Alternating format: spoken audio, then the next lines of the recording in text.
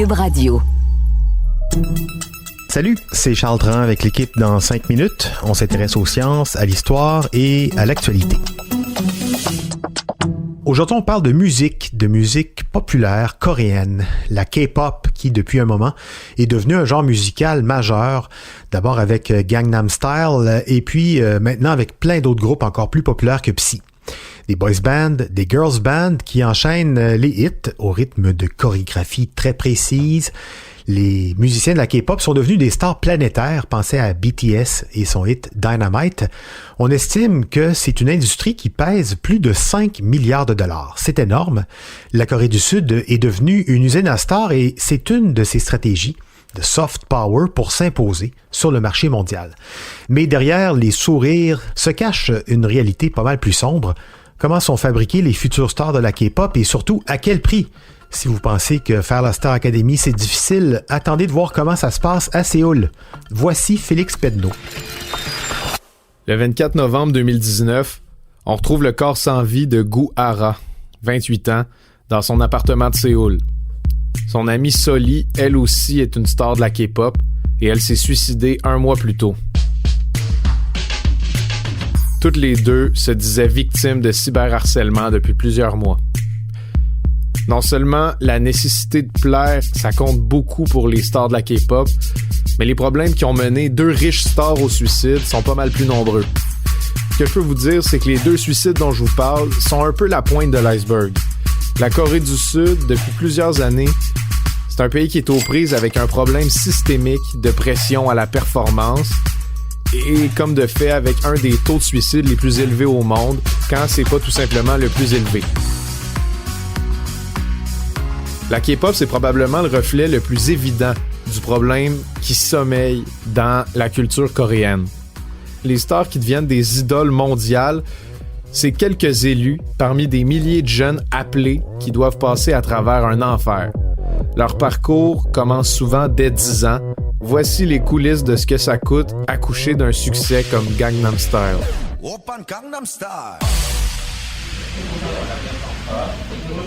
L'industrie de la K-pop est composée d'immenses maisons de disques. Certaines ont même des capitalisations boursières de plusieurs milliards de dollars. Leur succès ne tombe pas du ciel et elles le savent. Elles se sont même assurées de leur succès en préparant leur poulain dès le berceau. Par exemple, chaque année, la maison de disques SM Entertainment passe environ 500 000 jeunes Coréens et jeunes Coréennes entre 10 et 14 ans en audition. On évalue la danse, le chant, le théâtre, bref, on veut voir de quoi ils sont capables. Souvent, les jeunes sont déjà entraînés plusieurs années avant l'audition pour avoir plus de chances de percer.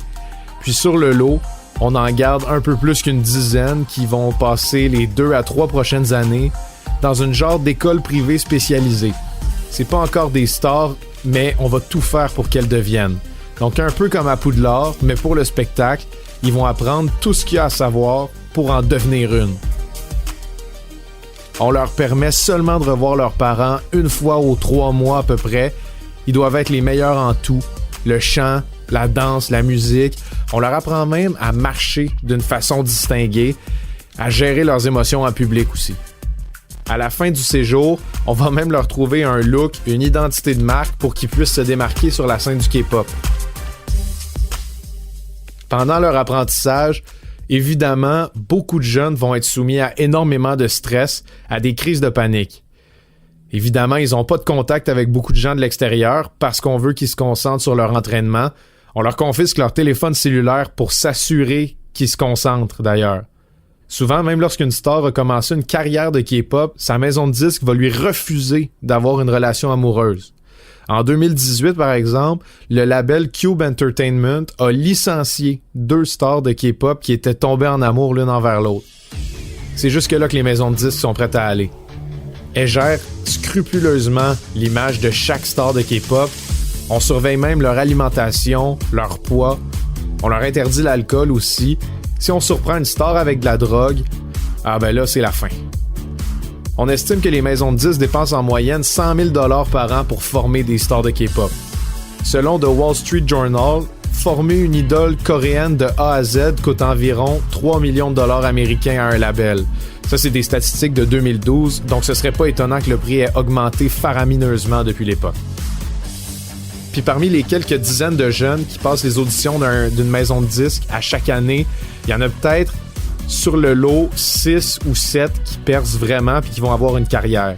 Soit parce qu'on leur offre la chance d'enregistrer un premier single puis qu'ils vont pouvoir le présenter dans des émissions de variété, ou soit parce qu'on les fait directement rejoindre un groupe de K-pop qui est déjà populaire. Les autres qui sont pas retenus sont tout simplement rejetés. Et ils ont souvent très peu d'outils à leur disposition pour la suite des choses parce qu'ils n'ont pas eu une éducation secondaire régulière. Alors les maisons de disques se débarrassent d'eux après qu'ils aient enduré toute la même pression que ceux qui ont réussi. On peut s'entendre pour dire que c'est un échec assez dur à supporter quand on a autour de 16 ans. Pour ceux qui réussissent, le parcours du combattant vient juste de commencer en fait. L'une des raisons pour laquelle la K-pop c'est aussi populaire, c'est aussi parce que les stars ont aucune vie privée. On les veut très proches du public, donc on fait souvent des vidéos en direct sur leurs réseaux sociaux, on les force à donner beaucoup d'entrevues, les boys bands ou les girls bands doivent s'afficher en groupe la plupart du temps. Les dividendes qui sont gardés par les maisons de disques sont aussi très élevés. Après tout, c'est les maisons de disques qui ont créé les stars. Donc, elles s'attendent à avoir plus de retombées économiques. Ça donne moins de liberté financière aux stars de K-pop en tant que telles. Ça les rend donc beaucoup plus dépendantes de leur maison de disques, puis ça fait qu'ils veulent respecter les règles.